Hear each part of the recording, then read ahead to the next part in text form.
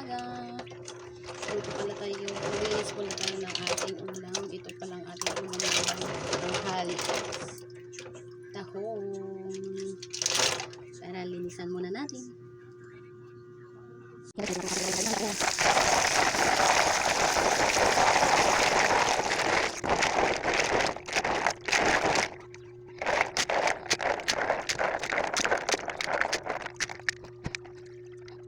Yes.